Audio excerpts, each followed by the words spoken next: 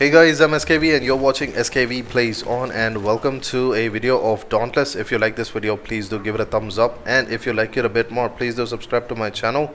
Anyways, without further ado, let me get straight to the point. This is my current favorite repeaters build right now that I'm going to show you.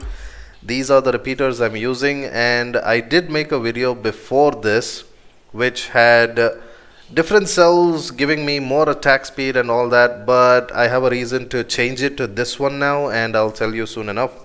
But let me just get to the repeaters build first.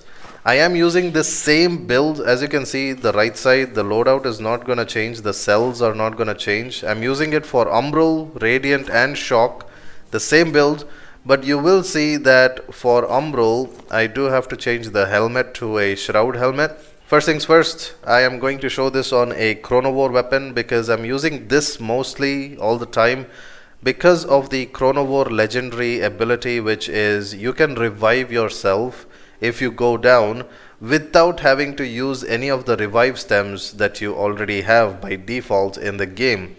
On this Chronovore weapon, the repeaters, I am using the Marksman chamber. You can use others as well. Full bore chamber is also fun to use, but you have to kinda line up the shots for an inline shot against the behemoth from head to tail pretty much, so it's a bit tricky, but it definitely kinda works out as well. But I'll tell you why I'm using Marksman chamber right now. It's because I'm using a precision sight mod.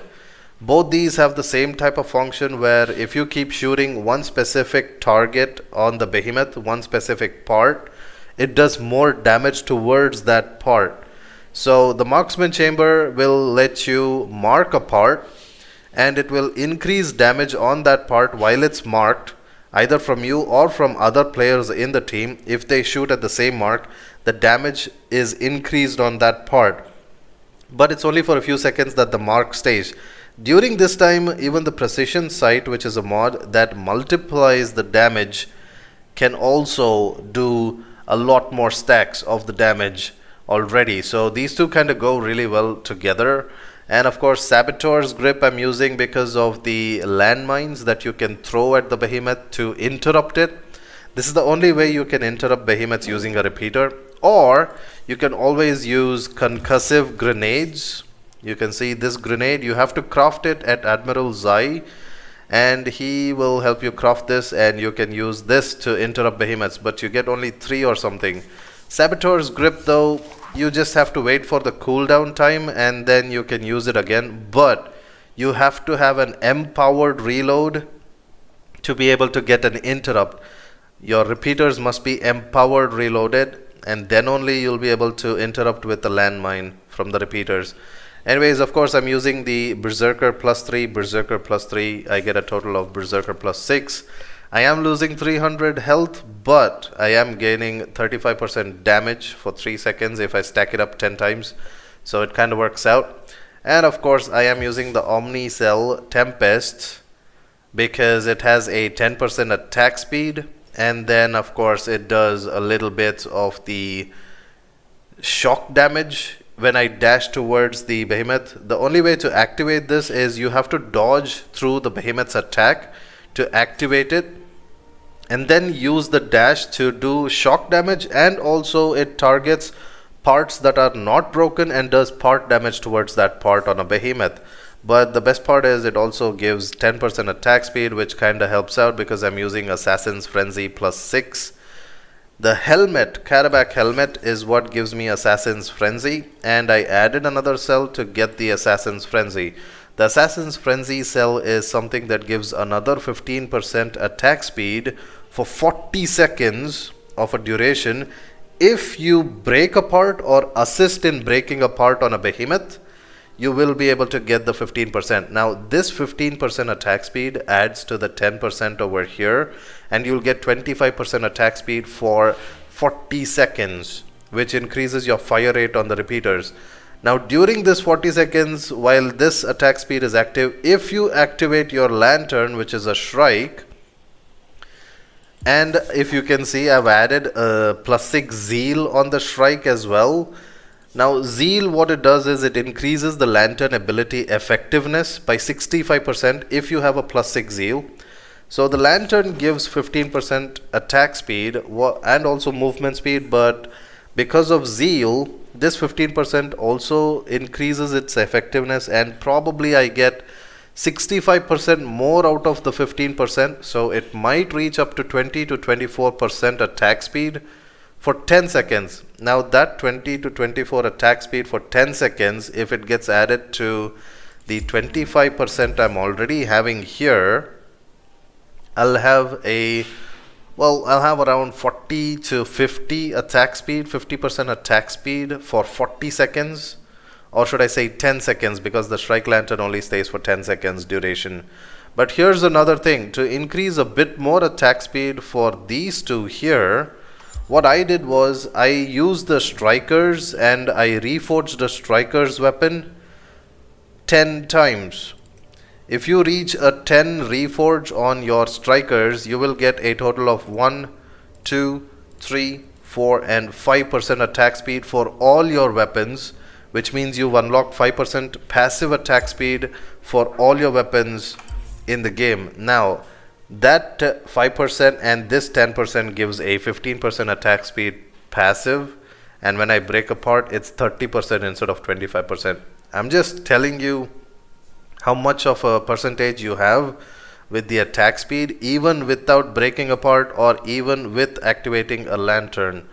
Now coming to the main damage related cells, of course, like I said, the weapon itself has Berserker on it. The chest piece has Cunning, as you can see, +3 Cunning. I added a Pulse instead of a Cunning because the weapon bond I'm using is a Rezakiri Repeaters, which has +3 Cunning. Also, if you noticed, it says 12% chance for attacks to hit twice.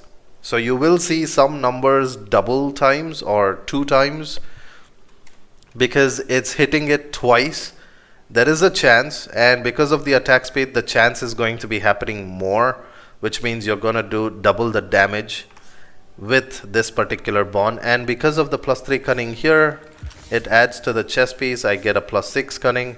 And the pulse over here, to get a +6 pulse, I added another pulse cell on the boots. The boots I'm using is the Thunderdeep Drask boots, which has +3 zeal.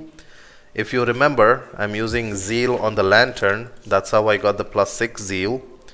Now I have pulse on the boots, pulse on the chest piece, so I have a pulse +6 here. And of course, +6 Predator is the Malkarian Arms, which is default +3 Predator, and also has the same cell slot as the Predator, so I added a Predator +3 again. So pretty much we have Assassin's Frenzy, Berserker, Cunning, Predator, Pulse, Zeal, all at +6. If you want, if you're going up against behemoths which kinda spew out a lot of fire on the floor and they set fire to you as a player, you could get rid of one of the Berserker cells and add a Molten +3. I'll show you a bit of gameplay where I added Molten instead of one of the Berserker cells, and I went up against a Helium, which will kinda let you know how it kinda makes me immune towards fire damage on the floor that the Helium spewed out. The thing with that is it kept my Predator active. I did not get damage from the fire, so the Predator was still active, which means 35% damage was still active when I was shooting the behemoth. So it did a lot of damage. I could kind of finish off the Helium quickly. I'll show you that. But let me show you what I mean. If you have Molten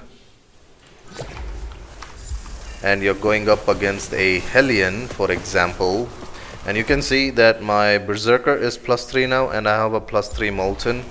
The main reason why I'm using a Molten against this guy is, well, this guy spews out a lot of fire. So I need to pick up on the Molten so that I don't, you know, I don't get into too much of trouble.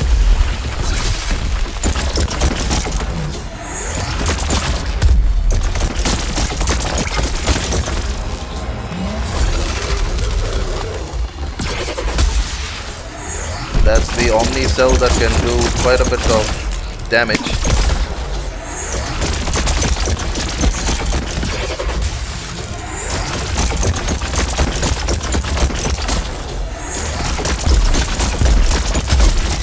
What did I tell you? He spews out a lot of that lava, and I have to be very careful.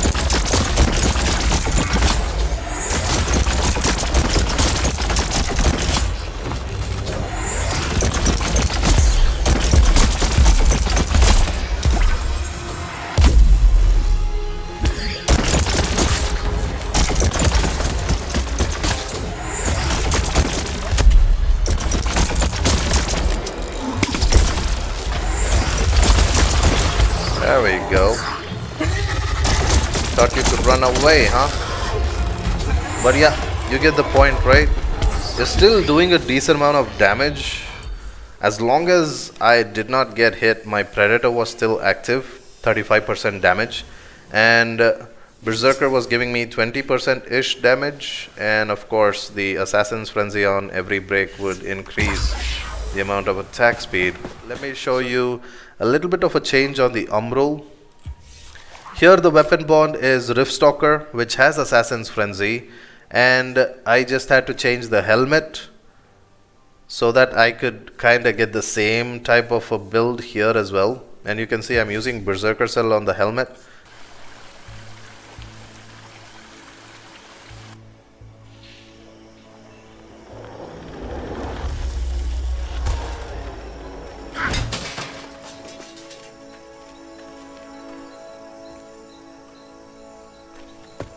Okay, right now I'm going up against a which one should I go? There's the level 19 purple color Berserker. So what I'm gonna do is I'm gonna change to Umbral, because Umbral damage is going to be something that I'll need now against a Radiant type, because my Radiant against it would be very less damage. But the thing with this is I do not have revives from this legendary. This legendary does another type of an attack. Let me show you.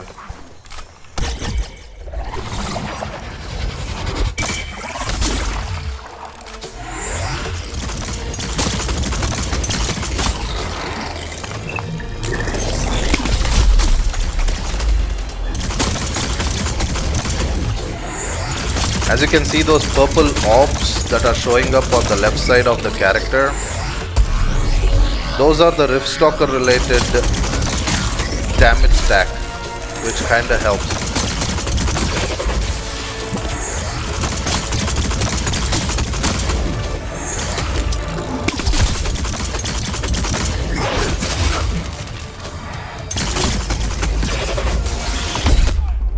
Oh, I got killed over there. I didn't see the tail come down quickly.